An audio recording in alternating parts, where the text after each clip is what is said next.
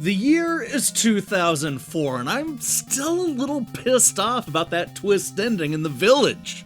This was also the year when wives around the country were swapped. Howard Dean suffered an ill-fated scream, and Ashlee Simpson was caught lip-syncing. But we're not here to do a hoedown dance, because today we're going to be counting down Electronic Gaming Monthly's worst reviewed games of 2004. It was the wrong song. Things happen.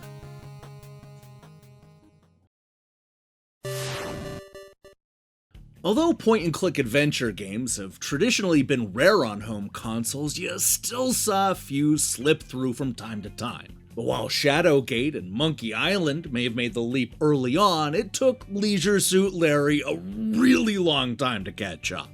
I'm talking about nearly 2 decades. To put it in perspective, by the time Allo made 6 PC installments, you still had to wait 8 more years before Larry debuted on the PlayStation and Xbox.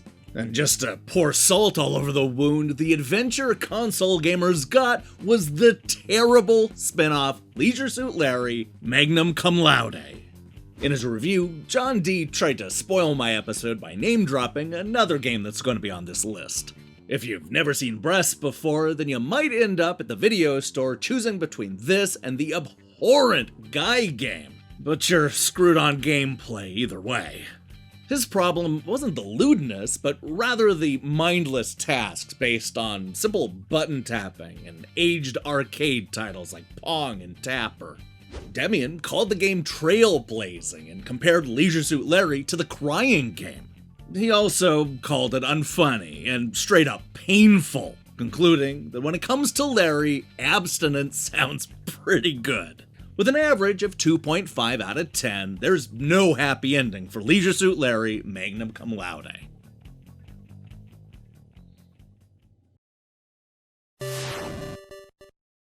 Is it possible for a game to misunderstand the point of a movie more than Fight Club?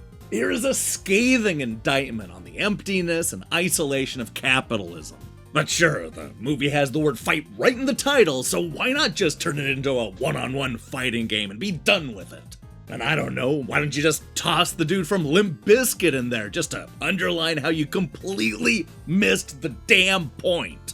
Well, I suppose I should also mention that Fight Club was more than just a baffling movie tie-in, because it was also a terrible fighting game. I mean, one of the worst.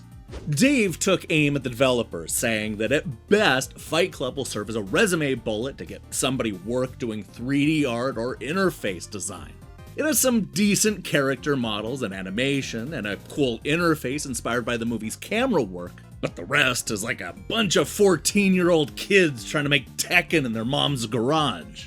Justin followed this up by complaining about, well, everything. Everything, including the fighting engine, character balance, and stat improvement, is completely and utterly broken, boring, and useless. The 3 editors complained that the game was clearly unfinished, which is why it averaged a 2.5 out of 10. Perhaps they were gonna add the whole point of the movie in the very last second, but just ran out of time. I guess we can only hope.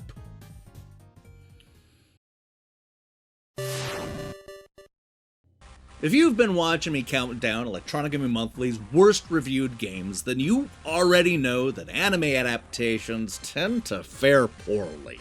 So is the case with Yu Yu Hakusho Spirit Detective, based on a show that apparently ran between 1992 and 1994 in Japan, and then like a decade later here in the United States.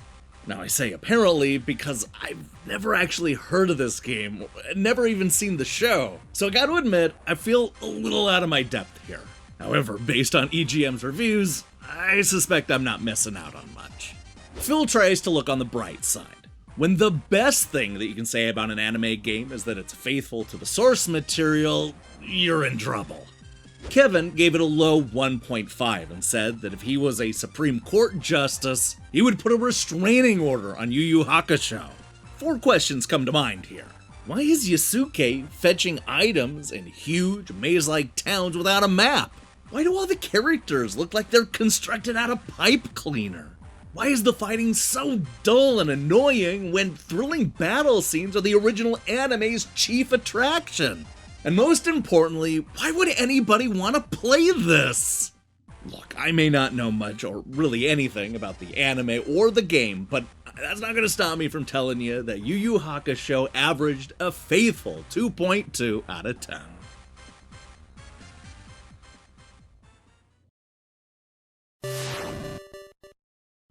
Drake and the 99 Dragons is the reason why you should never trust screenshots. Confined to the pages of Electronic Gaming Monthly, it looks like a fun new action game with a stylish art design. But the moment you start playing the game, the whole house of cards completely crashes down on you. In fact, the game is so bad that Paul decided to list out just a few of the things that are made painfully difficult in Drake, including seeing things, going places, and shooting enemies. In other words, everything. You'll spend more time fighting with Drake's camera and controls than its dastardly Robo-Men. Unless, of course, you don't play it. Sean went even further, suggesting if someone gives you a copy of Drake, consider it your moral obligation to destroy it. The game is so broken that it's unplayable. The camera constantly spirals out of control, making the platforming impossible, and the auto-targeting is inoperative. He says that you're better off standing outside of a game store warning people not to buy it. Sean gave the game a score of 0.5, which is quite a bit lower than the other critics, which both gave it a 2. His low score drags the average down to a pathetic 1.7 out of 10.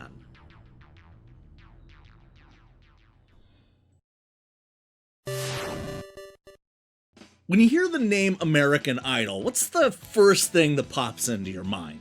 For some, it's probably Simon Cowell yelling at some poor contestant who made the stupid mistake of standing in line for 12 hours. But for most people, American Idol is all about singing.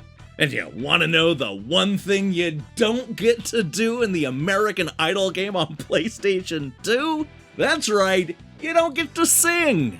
To put it in context, this poorly conceived rhythm game came out a full year after Karaoke Revolution. So it's not like the concept of a singing game was completely foreign at the time. But alas, American Idol is a game about pressing buttons, no different from Parappa the Rapper. Only bad. Really, really bad. Carrie sums it up perfectly.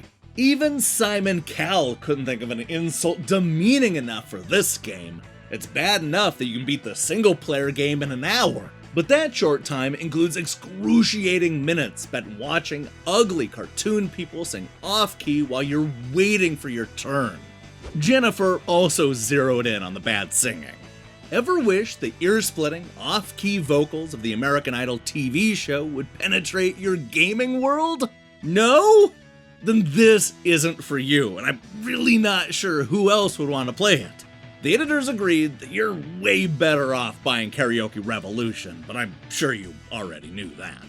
American Idol averaged a very pitchy 1.5 out of 10.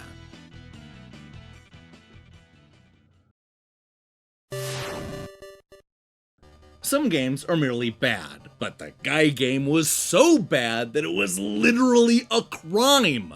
Pitched as a cross between a game show and Girls Gone Wild, this short-lived console game was basically an interactive comedy special with occasional trivia and nudity.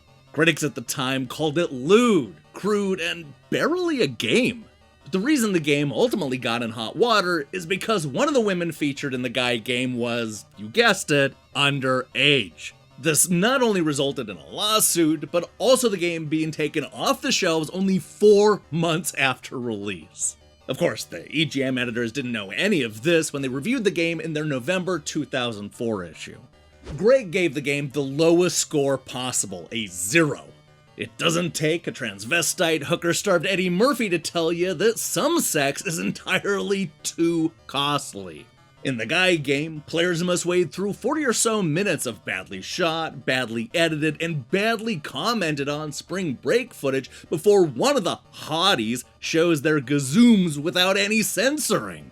He recommended players seek out breasts the old-fashioned way, by begging. With the rest of the critics in full agreement, the Guy game averaged a 0.8 out of 10.